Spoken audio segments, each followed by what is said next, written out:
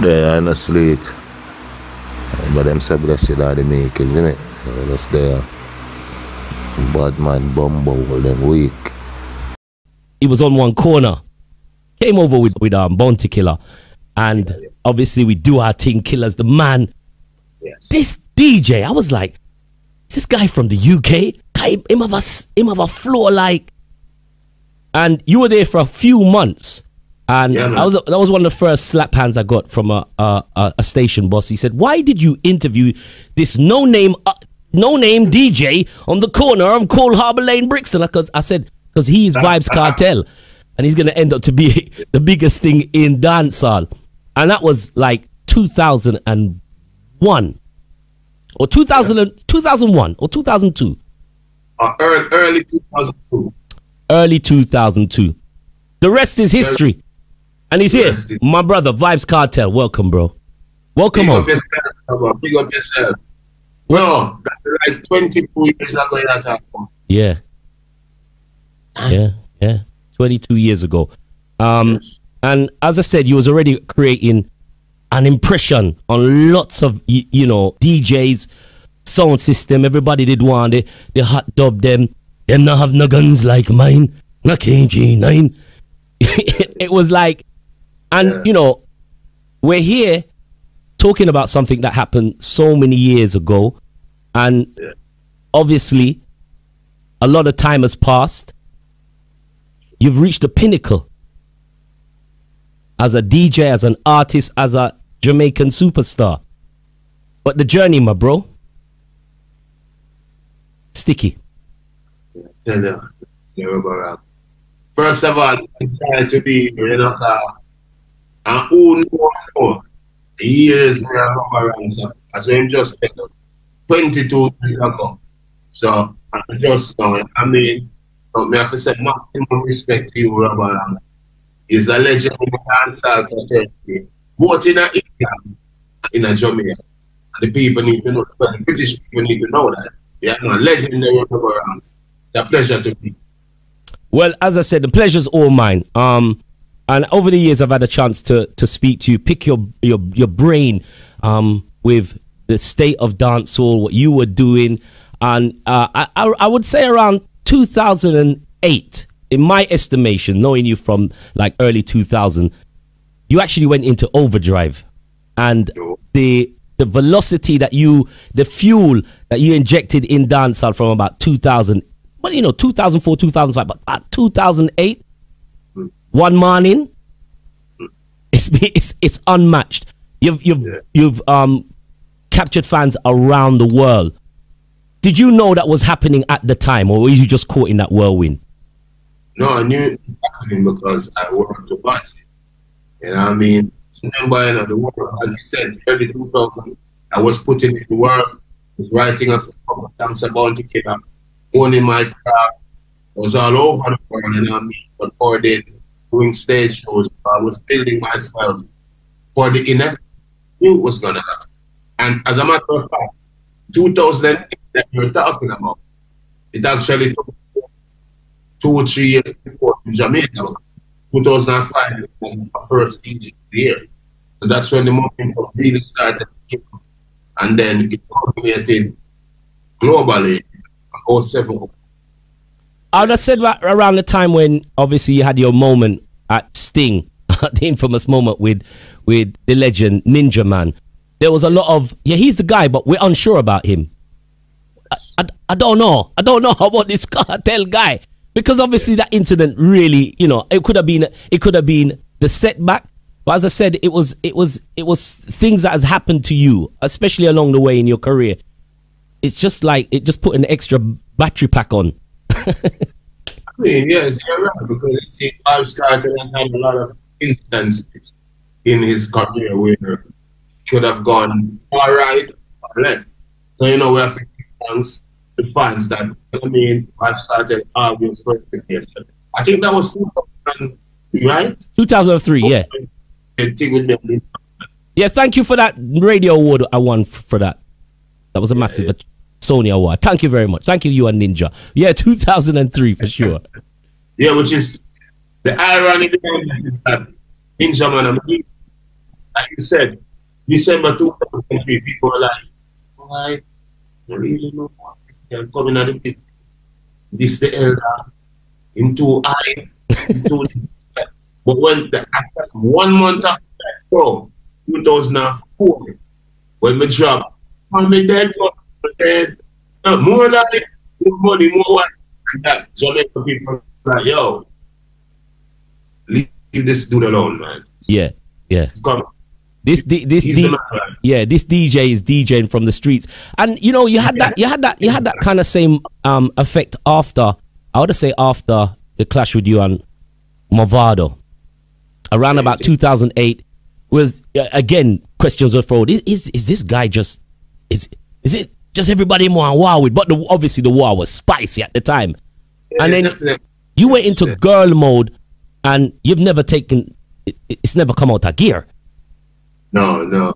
I've always told people when me and Movado was clashing, biggest song at that time was actually it's a song for me.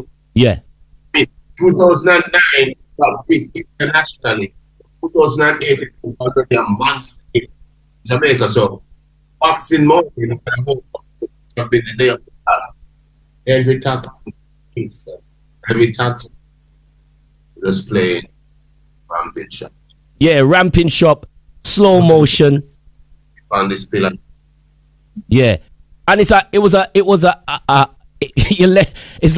the Cartel and Movado war was like, no, it was just you and the ladies from there on. Remember, even like I said, with the war with me and Movado, when we were having our, remember me and song like, right on it, bicycle, and drop song like, and I'm gonna make you talk myself, and drop song like, you take for your unity, you know, June, and then, still a ref for the I rev. Now I mean, the amount of songs, the amount of music that you were dropping in, even by 2008, 2009, it was very difficult for anybody to really challenge the amount of music that you was putting in the streets. And this is long before the internet really went crazy for music. You know what I mean? Exactly. I mean, this is a work. A lot of people who meet me and watch me in action, I will tell you that the work ethic is over the moon. I mean, I go in the studio 10 in the morning, not coming up in the morning. Yeah, yeah. And you was writing songs for others at the same time as recording your own songs. Remember, you know, all of Gaza's songs, as she was in Empire, I mean, all the songs that she's been using to make money, right? All those songs are written by me. All the Gaza are written by me. All the Gaza songs at the time were written by me. All the songs were written by me.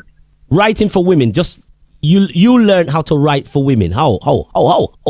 Well, the first time as a kid listening to Karen White, I think her name was. Yeah. She did a song called Superwoman, yeah. Yeah, but I was reading in a magazine at the time, and it said the song was written by Babyface Edmonds. And I was like, it blew my mind as a child because I didn't understand that like a man could write a song for a woman. Yeah. No, but and then in the 90s, when R. Kelly came out, you know, he used to write songs for women as well. And then I started studying the formula. Like, listening to the song that the girl is singing and trying to put myself in the shoes, like, how does a man write songs like this? And then I figured out the formula. And yeah, that's why I became one of the best writers in Jamaica. You know what I mean? So you learn how to turn these female artists, Gaza Slim, Gaza Kim, into superwomen.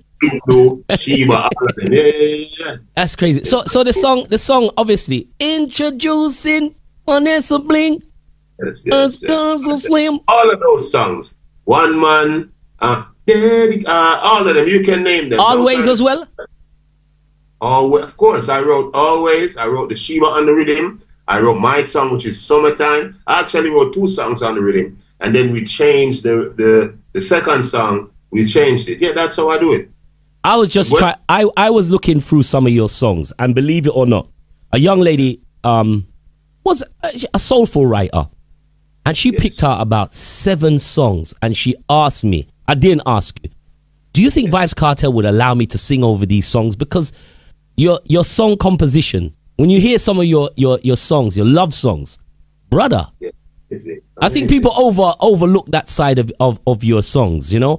And I always remember when you dropped the album King of the Dancehall, and listening to songs like Coloring. Coloring this life like it's all. That's deep. Coloring this life like it's all in crayons. Deep, man. That's what I'm telling you, man. Vybz Kartel, like, I pride myself in being like, sometimes I think I'm a better writer than DJ, and I'm gonna make. I think you are. I think they are so deep. So I think Harmony redid the one. No, no left me now. God know we must get better. Remember the group Fifth Harmony? They actually did. Yeah, I remember them doing it, and I thought the song. I heard it after, and I was thinking, Kartel. I realized it obviously. People thought I took the song from them. But then check the timeline. So Vybz Kartel on the line. So many questions I want to ask him. Here I'm talking about, we're talking about music from way back in the 2000s. But that's how long the career has spanned. And you've just been on top of this game for so long. And you've done this whilst spending a 12-year, and is it 11 months? Yeah, 12 years and 10 months, man. 12 years and 10 months behind bars. So we've seen recent interviews where you've talked about how you capture these moments. I sold gold in prison, sold silver in prison from England too, because Fever sold silver in England. I produced the song. Obviously, I wrote the song. I recorded the song.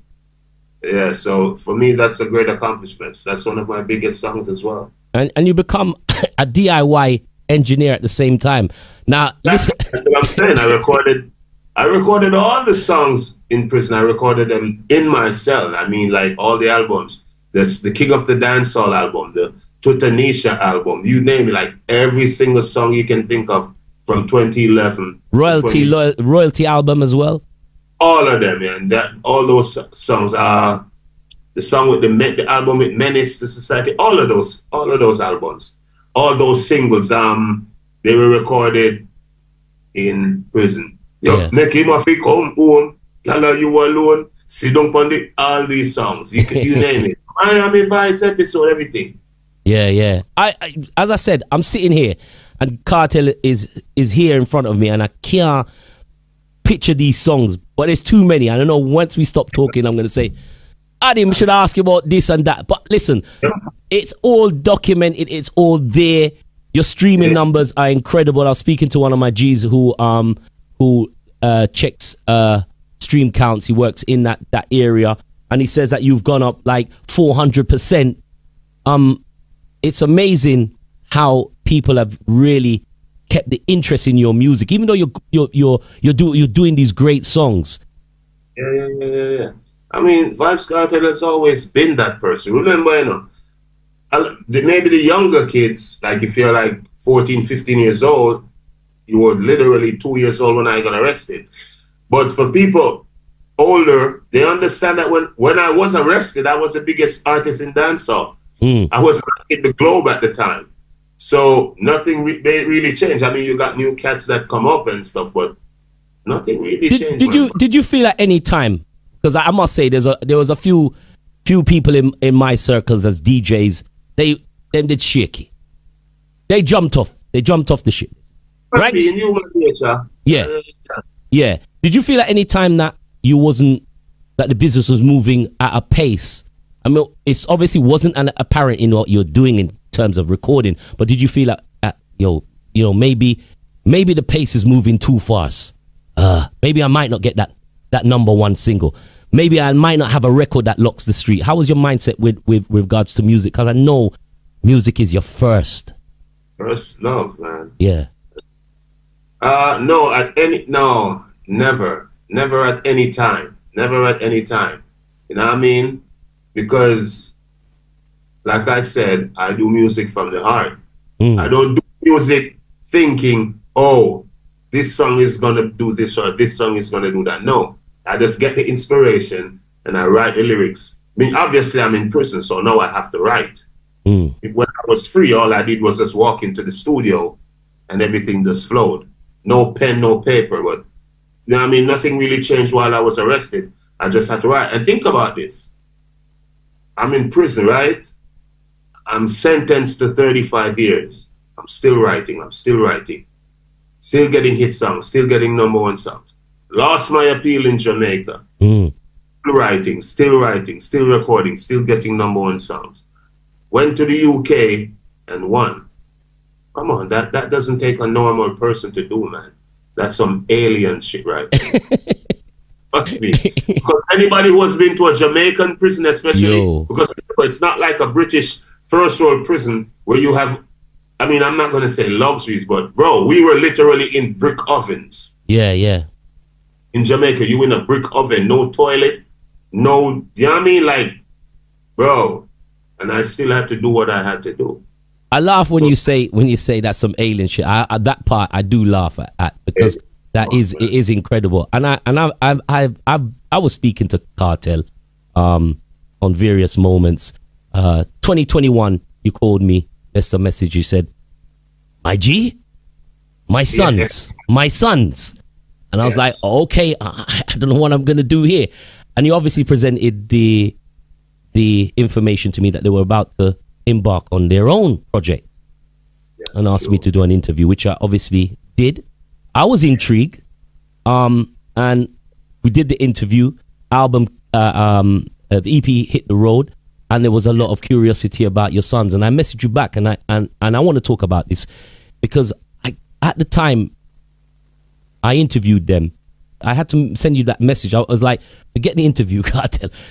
These kids, they was just amazing. It was like, they're a credit to you, one, and they have everything for you, and they want to do music, and they were so well mannered. And you know, I know you was at the time apprehensive about asking to push them. You wanted them to go do their own thing, but yeah, respect to you and respect to their mother. Raised two champions, bro. I mean, thank you for saying that, because I was just gonna say that even though I would say I raised them from prison, because I was always on top of things like, yo, school, X, Y, Z. I also have to big up their moms, you know? So I'm glad you mentioned that. They've obviously, you know, as you know, men become men. They become their own people and do their own thing. What is the, you know, I will be speaking to them hopefully soon. Let's talk about them. How is their music, and what happens now that Pops is on the road? It's going to be fierce competition for see who can get into the studio before each other. How's it going to work out? I was literally, they made a studio at my house. So I literally was in the studio when? 2 days ago, babe? Yeah, we was in the studio 2 days ago. I was just vibing and stuff. And one of them was the engineer. So they're still doing music. They have their studio set up in my house and so on and so forth. You know what I mean? So they're still doing music. One of them released a video today. Okay. Yeah. So they're still doing music, you know? But like I said, man, I'm not gonna I mean, when they want money to do music videos or whatever, I give them the money. But I'm not gonna babysit them. You know what I mean? They had to put in the work. Yeah. And I don't tell them what to say. Like, because remember, my generation is different. I can't be telling them, no, say it like this or say it like that. I have to let them grow into themselves.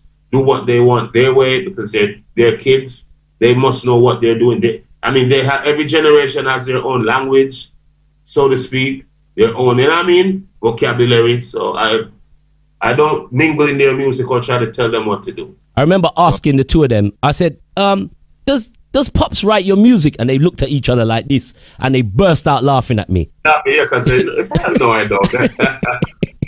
But they take pride in their music as well, like, you know what I mean? So, no. They're good artists. They're good writers, first and foremost. Yeah. Writers. Bank robber, Clarks, and skinny jeans. Damn. Yeah. All right. So, good. We moved on to music, because there's two things I want to talk to you about. Obviously, we're still trying to find planes to book. British Airways, Virgin look like they're going to sell out come the end of the year. Oh, biggest concert, right? We're going to talk about this concert because I need to get my calculator out and I need to find an organ to sell. But yeah,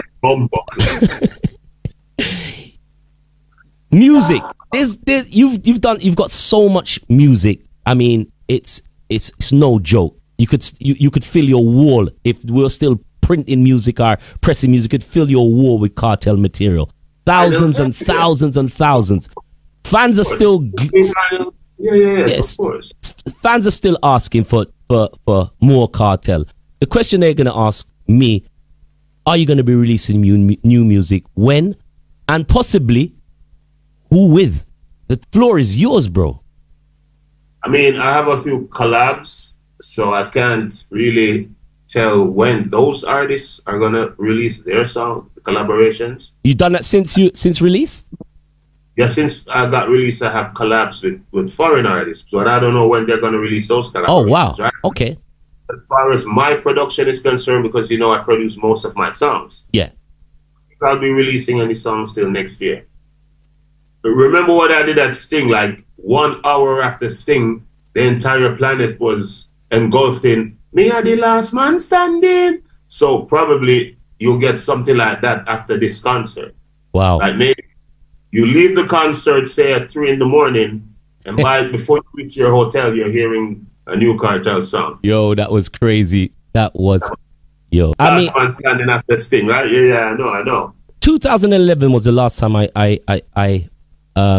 spoke to you. It was July. July. It was in Sunfest backstage. You just Jamaica. Yes, you just tore a hole through your trousers. Yes. That's lovely. Yeah, ladies were like. Yeah, the ladies trying to get right there.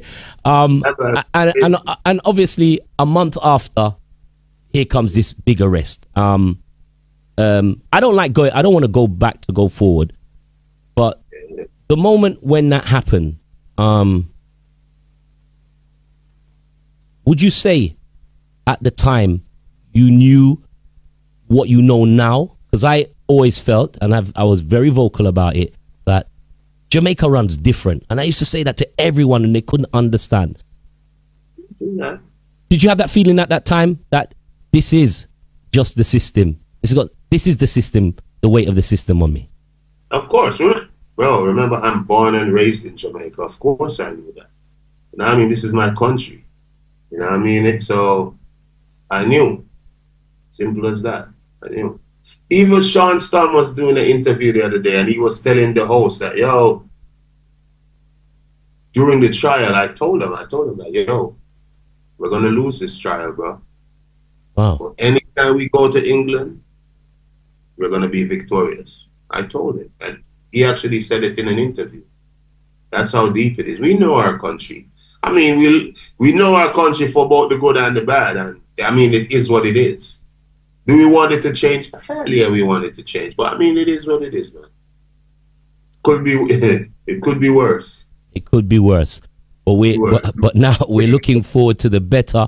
And I had to ask that question because, you know, as I said, trying to explain to so many people, even people in the music industry, from radio to TV, trying to explain to them, yo, you have a thing called the system. You know, people to this day don't get it. It is the system. It is a system. The reggae artists in Jamaica, they have a more colorful name for it. They call it the shit stem. You know what I mean? That's just Jamaica for you. You gotta love it though, and you gotta hate it too. But regardless of how you feel about it, we are the products of our environment. So, I mean, it is what it is, bro. Big up Jamaica, same way. Big up the people. Yeah. You know, yeah, man. I would never want to not be a Jamaican. You know what I mean? Of course. Just God man for life. Yeah. I also ran a bet with a few people. I said, and I was on a show with your lawyer, the big boss, and I said I don't think that Vybz Kartel will keep a show in Jamaica as his first show. But you proved me wrong. This show is happening the 31st of December. December this year is the biggest show in the history. And I will tell you this, you were almost right because Jamaica wasn't going to be the first. I told Mr. Buchanan, he said I have a crystal ball, but all right. Jamaica, Yeah, you're going to get the show. It was going to be the first show. As a matter of fact, it was going to be Trinidad. That's exactly what I'm sure I said it in the show. That's exactly what I said. I said it will be one of the islands. I was saying it would either be Trinidad or Guyana or something like that. I don't know. Yeah, it was definitely supposed to be one of those places, but I don't know if you watched The Godfather. Remember when Don Corleone said to the dude, said, I made him an offer he can't refuse. So, I mean, Joe made an offer I couldn't refuse. Yo. So, here we are, December 31st, Kingston, Jamaica, the parish of my birth, Kingston. It is a statement. It's going to be a statement show. The anticipation for the show has gone through the roof. Websites crashing. People running up and down saying, like, Robbo, do I think I might have to go to Poland, then to Germany, then from Germany to Canada, then because direct flights, it's crazy right now. And the ticket price for the seat that I want is $1,500 US. I don't wanna. I'm trying. I'm not speaking on you or anything, but I'm gonna know you can afford it, bro. I'm trying to work it out in 1,500. Let me see how much 1,500 is in pound. No, man, pound is. Remember, your money is called pounds because it's heavy. So it's 1,500 US is like 1,200 pounds. You know what I mean? I wonder if them can help me. US dollars. 1,500 US, man. How many pounds is that? 1,500 US. I think it's like 1,200 pounds. Well, 1,141 pounds. That's what you just said. Well done to them. She hasn't lost her Britishness. Quick. Long distance kiss me, baby. Long distance. Yo, that I mean, I would like to say that show will definitely and love for all my friends and family in Jamaica. That show is going to be overrun by people that will be maybe the first time they will actually go to Jamaica will be for Vybz Kartel. Remember this, you know, based on how long I was in prison, you have Jamaicans who have never seen me perform before. And their kids, like in their 20s. Because when I was arrested, they were like 10 years old. Yeah. Now they're 23 years old. When I was arrested, they're like 8 years old, 7 years old. You understand? Now they're like 18 and so these people have never seen me perform before. They're going to be there. So plus the people who know and remember Vybz Kartel and know how I do what I do. They're going to be there as well. It's going to be crazy. Plus the Americans, plus the British, plus the people from the islands, plus the Spanish people. I went to Latin America the other day, man. It was crazy in Panama. Big up Panama. I saw that. Do you have an insight of where most of the tickets are being, like the purchase? Is it? I mean, maybe too early to tell. America. Okay. And then Jamaica. But it's close. So where does old Britain run? Britain not in there? Britain is there, but you know it's. And when I say America, I'm talking about America and Canada. So you know it's America right here, Jamaica right. Yeah. Right. And then Canada is right here. You know because we're in that's line. You know what I mean? And those are like the biggest diaspora anyway. So you know a lot of Jamaicans come in from America. Plus the Americans that are in tune with Vybz Kartel. Same thing with the Canadians. And the Jamaicans are there. It's going to be crazy, yo. I'm telling you. Just make sure you make a shout out to the British fans. And you know, you have another region of the world that will be going crazy if you don't tell them here that you're not going to touch the continent of Africa. Oh, man. Oh, I can't even. Jesus, guys. Bro, I don't even I don't know how you're gonna do it, bro. I was there last year, and buses are still painted, murals. Yes, man. With Vybz Kartel, Kenya, Ghana, Zimbabwe, Uganda. Yo, bro, those people, man, I have to send them 1,000%. They love you, bro. And I love them, man. Remember, we're all African at the end of the day, so it was no surprise that they gave me so much love. But it's just overwhelming, bro. Because, man, I don't know, man. When I go to Africa, I have to spend at least a year. Trust me, just I believe so. I don't think they'll make you leave. I'm telling you, man. And maybe I don't even want to leave because I'm telling you, I've never been there before, by the way. I've never been to Africa, but trust me, when I go, 365 days, man, at least. And how I know I can do that? I've been in prison 13 years and still locked the place. So what's a year in Africa? You know what I mean? That's how I know that it's like I've learned to do some hard things really easy right now. So Africa, expect me. I'm coming very, very soon, man. Very soon. We're actually organizing the tours, but we don't want to do like 2 shows and leave. We want to do like back to back. Like yeah. When you touch the continent, you do the whole thing. Exactly. You can't just touch the continent. That's like going to Europe and doing 1 show. That's a waste of time. Crazy. I mean, that makes no sense. But the British fans always show love to Kartel. As a matter of fact, on my Spotify, one of my biggest audiences is from the UK. They're in the top 5. Ah man, UK is yours, bro. So as a free man, you have your choice to step anywhere. I'm not gonna ask you where the next place you're gonna go because that will infringe in where your shows and what have you. Obviously we know Africa is a place, States is a place, but there are some obscure parts of the world that have taken up your music and taken fandom towards Vybz Kartel. 1 second, I was just plugging in the laptop because it was saying okay. It was low, so yeah. So there's definitely parts of the world that has talking about plugging into the laptop that's plugged into Vybz Kartel. Where's the strangest places that you've had like crazy? Don't say Russia because we done this Russia thing already. We done that before. We saw you. Yeah. Where's the strangest place that has got into your music? Remember we were on the live and people from Iraq? Yeah, Iraq. A couple cons or a couple stands. you Pakistan. Pakistan, but Pakistan and a couple other stands and Iraq. Those are the strangest places I've gotten a lot of fan love from. Wow. I mean, it's crazy, man. And a big serious question. You've named your last empire, Gaza.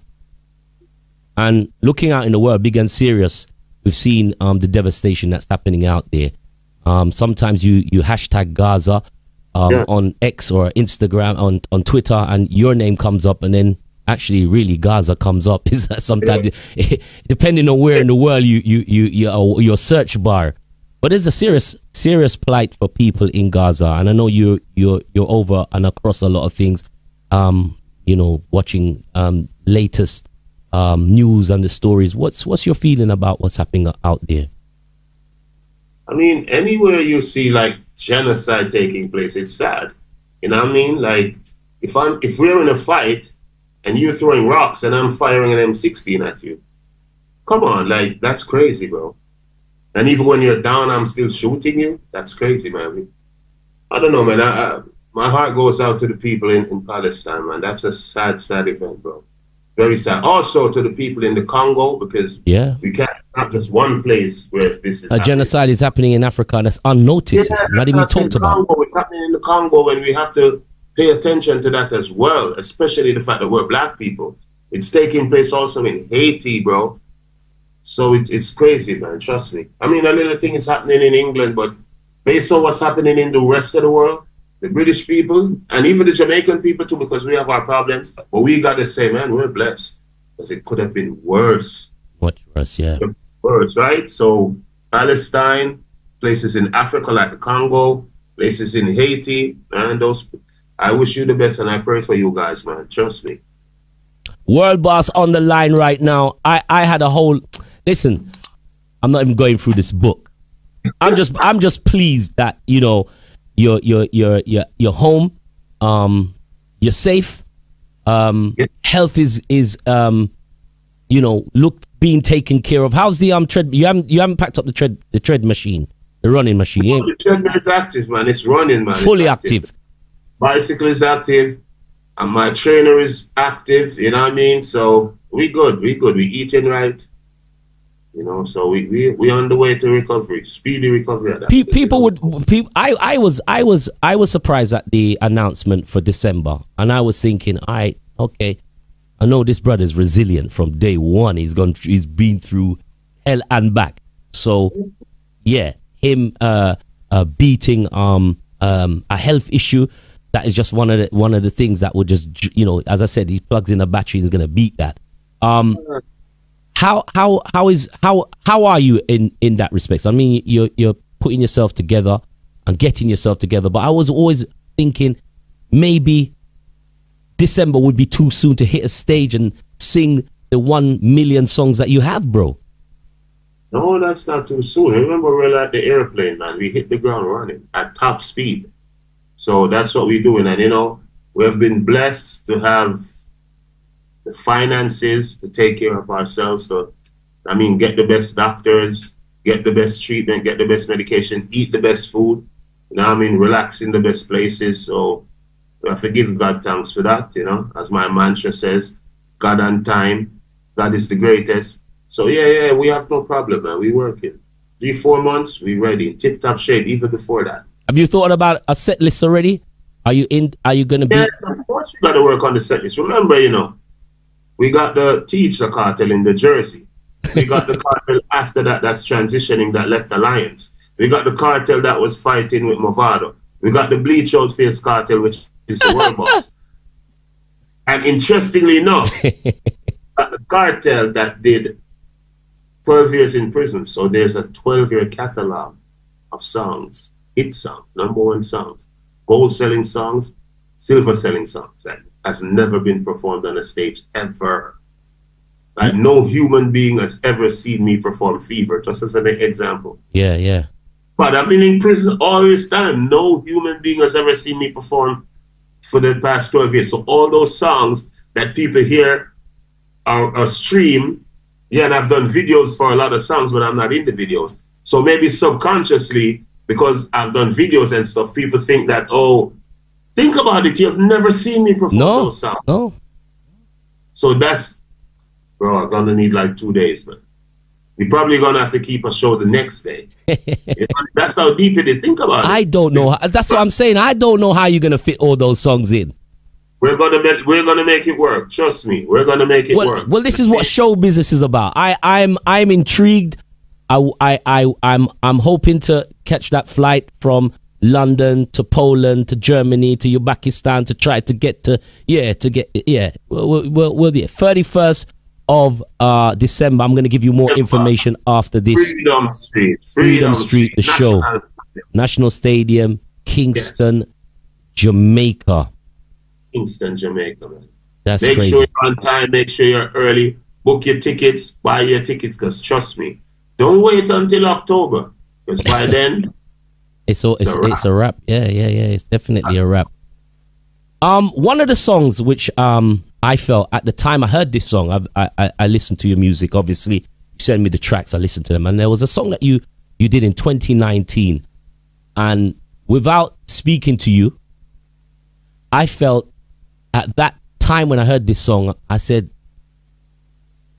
Mr. Palmer, his head is somewhere else, bro. It was a song you recorded called Stand Strong in 2019. Yes. Produced by my brother, Sean Stone. A big up Siva. Yeah. I heard that song and I thought,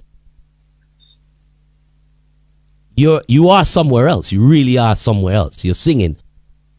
Yeah, man. We were going through so much at the time, too, when that song was released. I think I was in Spanish Town prison at the time, right?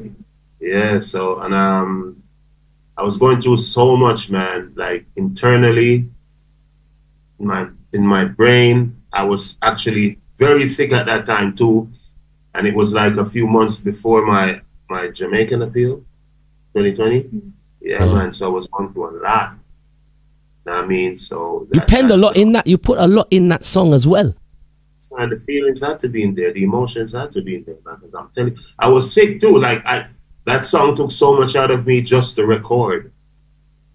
I mean, so it means a lot. I love that song. I love it too. It's one of my favorite songs. I mean, I have so many songs of Cartel, but that song was like, it was a poignant moment for me. My mother was sick at the time, just before she passed away. And I found myself playing this song all the time. I'm saying, what are you doing to me, Kartel?